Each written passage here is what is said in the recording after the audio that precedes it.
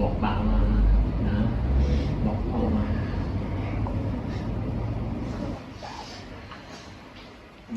ขอเลยขอให้โชคดีกันทุกคนนะแล้วก็เดินทางปลอดภัยด้วยนะกล่าวสบายดีและสวัสดีน้องพี่น้อง FC เปิดสิผูทุกคนบ่ว่าสิเป็นทางฝั่งลาวฝั่งไทยหรือต่างประเทศสาวสมองกะขอยินดีต้อนรับเข้าสู่ช่องสาวสมองชาแนลโดยน้องพี่น้องมื้อนี้ก็เป็นเวลาตอนเที่ยงเนาะเวลา 10 โมงทุกคนเลยเราก็สิได้เดินทางเนาะใหญ่ๆกับทีมงานของคุณคาแล้วเนาะเพราะว่า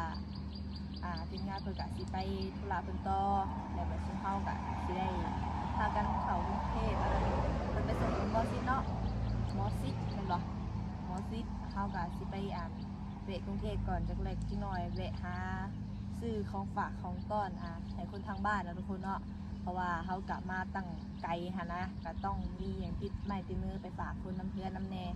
พ่อแม่เพิ่นก็บ่ได้บอกแต่ว่าอยากได้หยังแต่ว่าเฮานี่แหละคิดเนาะเพราะว่าไปตั้งไกลหั่นนะมันก็ต้องได้เป็นที่ระลึกหั่นนะว่าจังหน่อยเฮาก็ได้มาประเทศไทยหรือว่ากรุงเทพได้มาฝากของต้อนคนทางบ้านนั่นแหละทุกคนเลยเนาะแต่เฮาก็ยังบ่ทันฮู้ว่าสิได้ซื้อหยังบ่ทันยังคิดได้บ่ยังโมโหคือกันเนาะเบิ่งเขาก็เบิ่งตามงบประมาณเฮาสาวสว่างเลยเบิ่งสถานการณ์ก็เนาะแม่นเพราะว่าอีกอย่างเขาก็อยู่บ้านเพิ่นเมืองนั่นเพิ่นก็ถ้าเงินเบิดนี่เมื่อบ่ได้สาวสว่างเลยเนาะพ่อพี่น้องเฮาก็ได้อาศัยจ้างรถจ้างล่างเมื่อแหละจะได้โพสต์ลง YouTube เนาะว่ามีเงินค่ารถกลับบ้านเนาะมี FC มารับเฮาสิซื้อหยังก็ซื้อพอประมาณนั่นแหละเนาะพ่อพี่น้องก็เพราะว่าแค่เครื่องเขามันก็นักเลยเนาะแม่นซื้อลายกันมีนักกับอีกเพราะว่าเฮาขี่จ้างรถบริขี่รถเจ้าของค่ะนะเพราะว่าเครื่องมันหลายมันอยู่ตึงนั่งเนาะเฮานั่งรถก็หลายชั่วโมงเติบได้สาวสว่างเลยเพราะว่าจื้อได้ว่าขี่ตั้งแต่ 6 โมงแรงเนาะแม่นจน 4 โมงเช้าจักชั่วโมงก็หลายชั่วโมงเติบไปเนาะเลยเป็นได้ความรู้สึกเจ้า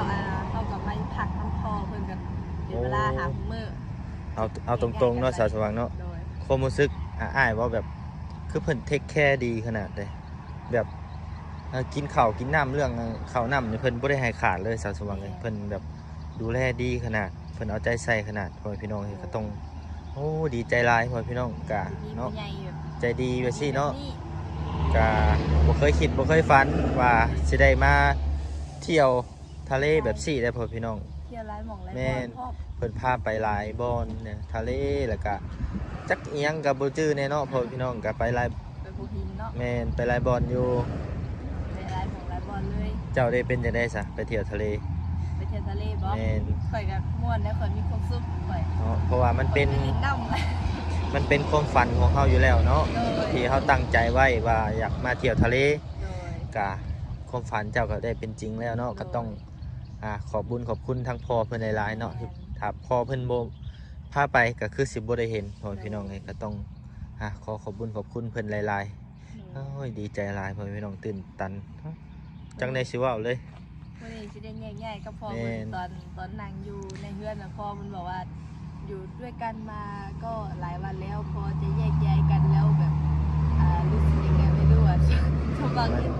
อันจักเป็นยังไงก็รู้สึกมันแบบว่ามันแบบรู้สึกค่อยได้ซะสิว่าเพราะว่าคนเฮานี่แบบหักแพงกันแบบนั่นนะบ่แม่นว่าผัวเมียได้พ่อพี่น้องก็คือแบบเป็นพ่อแบบหักแพงแบบเป็นพ่อเป็นแม่แบบสินะคนที่เป็นพ่อนี่เวลาลูกสิจากไปนี่ก็คือความรู้สึกมันสิเข้าใจเลยพ่อพี่น้องว่ามันเป็นแบบใดเนาะรู้สึกค่อยแหละรู้สึกคิดฮอดแหละพ่อพี่น้องเวลาลูกสิไปเฮ็ดงานคือกันเนาะสาวสว่างเวลาลูกสิไปเฮ็ดงานอยู่ประเทศไทยหรือว่าต่างประเทศไปสิคนที่เป็นพ่อเป็นแม่นี่คิดค่อยเลยน้ำตาเพิ่นอยากตกไปเลยเนาะแบบเห็นลูกแบบไปแต่ก็เฮ็ดจังได๋ย้อนเฮาบ่มีก็ต้องดิ้นรนหั่นแหละเนาะอันนี้ก็คือกันพ่อพี่น้องเลยก็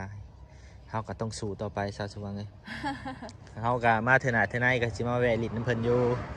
สิเอาพุ่นแหละหักหน่อไม้ใหญ่ๆแม่เจ้าพุ่นแหละมาฝากเพิ่นเอาแล้วพ่อพี่น้องเลยก็เนาะเดี๋ยวเฮาก็สิเป็นยังเจ้าให้แล้วบ่เดี๋ยว เอ้ยเป็นหยังดอกเนาะกะสิแหละพอพี่น้องเนาะ มันจะเป็นยังไงนะพี่น้องอยู่แล้วเพิ่นกันลายมือ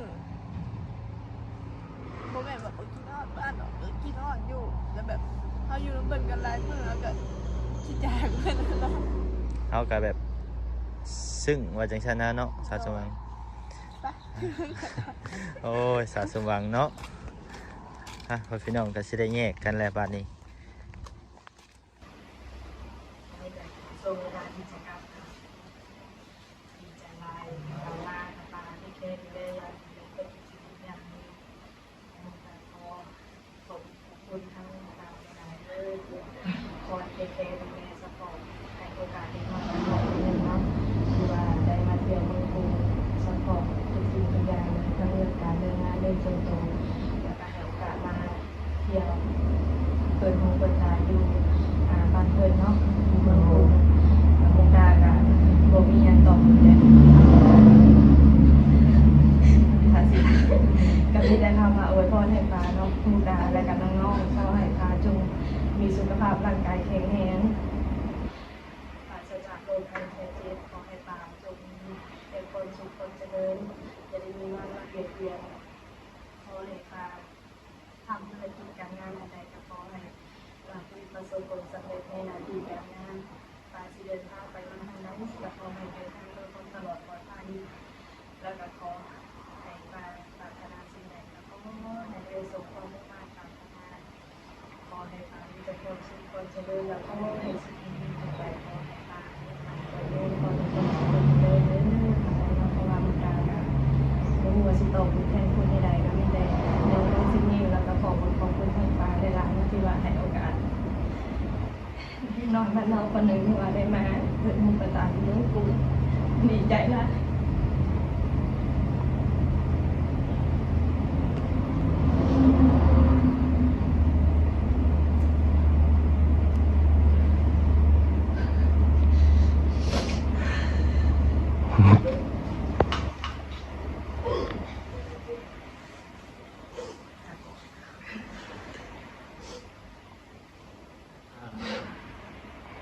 ป่าก็อวยพรให้ลูกๆทุกคนนะป่าดีใจที่ลูกๆได้มาเที่ยวเมืองไทยป่าก็ดีใจแล้วก็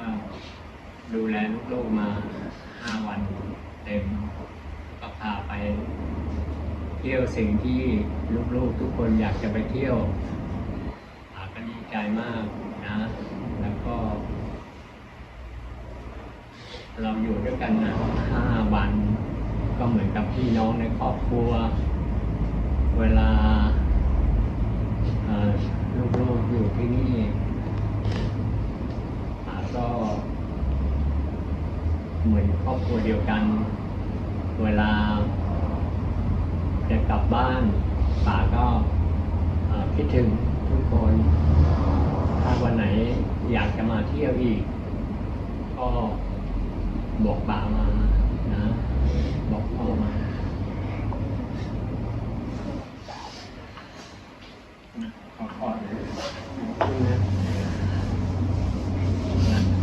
ขอให้โชคดีกันทุกคนนะแล้วก็เดินทางปลอดภัยด้วยนะน้องตุบันก็เป็นเด็กดีนะขอให้มีกิจการเจริญรุ่งเรืองนะขอให้มีกิจการรุ่งเรืองแล้วก็สุขภาพแข็งแรงแล้วก็มีแต่ความสุขความเจริญนะฝากรักเหมือนลูกเลยแล้วจะมาเที่ยวยังไงแล้ววันหลังจะมาเที่ยวแล้วก็บอกพ่อมานะบอกแล้วก็มาเที่ยวได้ทุกวันนะจะมาเมื่อไหร่ก็ได้แล้วก็บอกแล้วกันนะโอเคดาวนะดาวก็เหมือนนะก็มานี่ก็เขาก็ได้ลูกสาว2 คนนะพ่อก็ดีใจเวลากลับไปพ่อก็คิดถึงพ่อก็จะอยู่คนเดียวต่อไปพอมาอยู่เป็นครอบครัวมันซึ้งใจแล้วมันสนุกพูดไม่ออก มันตื้นตันใจก็เหมือนกับคนที่อยู่เป็นคนเหมือนกับเป็นญาติพี่น้องกันอ่ะเวลาจะ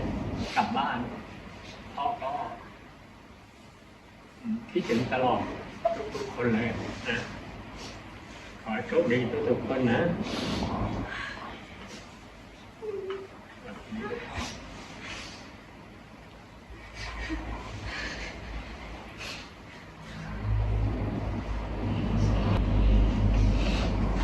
แบบนี้นะโชคดีนะให้เดินทางกับปลอดภัยกันทุกคนเลยนะ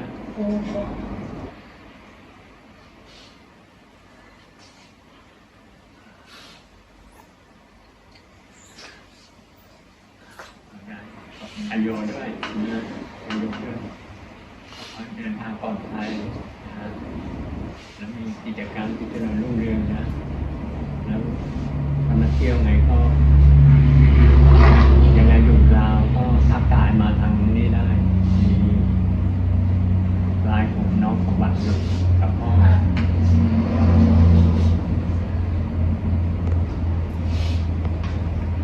ดีใจเอง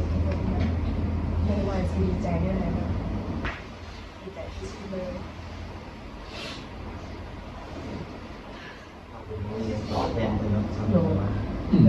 พ่อก็ดีใจที่ลูกๆได้มาเที่ยวก็เต็มใจที่จะพาเที่ยวที่เลยที่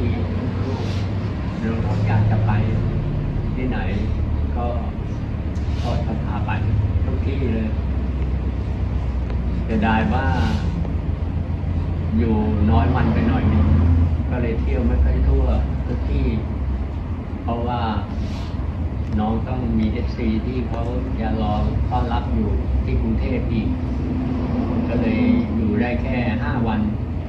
นะพ่อก็ดีใจแล้วล่ะที่ลูกๆได้มาพักอยู่ที่นี่แล้วก็ได้อยู่เหมือนกับเป็นญาติพี่น้องกันก็เวลากลับก็เขาคิดถึงทุกคนเพราะว่ามันสนิทสนมกันเหมือนกับเป็นญาติพี่น้องกันไปแล้วมาอยู่นี่แบบพอเห็นแบบครอบครัวเดียวกันเลยโทรพูดนี่เวลาจัดวันทำงานซึ่งตาไหลดีใจเนาะเคยแบบได้ทำโอกาสดีๆแบบนี้จะเขียนเต็มเป็นตาเกิดมาแล้วมีแต่ว่าขอบคุณพอเวลานะคือว่าในโอกาสดีใจมากตอนนี้ก็ใกล้สิหมดเวลาเดินทางแล้วเอาเลยพี่น้องสำหรับคลิปนี้สาวสวงก็จะได้ขอจบไว้เพียงเท่านี้เนาะสาวสวงก็จะได้เดินทางนั่นแหละเดินทางต่อเนาะหากมันมีโอกาสสาวสวงก็อยากมาอยากพอกันอีกเนาะมานี่ก็ทราบซึ้งและก็ดีใจหลายทุกคนที่พอเป็นอย่างฝากมาได้เที่ยวเนาะดูบรรยากาศลายมือกับว่ากินฮอดอะไรทุกคนเนาะเพราะว่าหลายทุกคนเดี๋ยวมันสิน้ำตาไหลเนาะโดยเราสำหรับคลิปนี้สาวสวงก็จะได้ขอจบไปเพียงเท่านี้เนาะไว้พบกันใหม่ในคลิปหน้าเด้อแล้วก็ฝากติดตาม EP ต่อไปนำแน่โดยมาฮอดหมู่นี้สาวสวงก็จะได้ขอกล่าวคำว่าสบายดี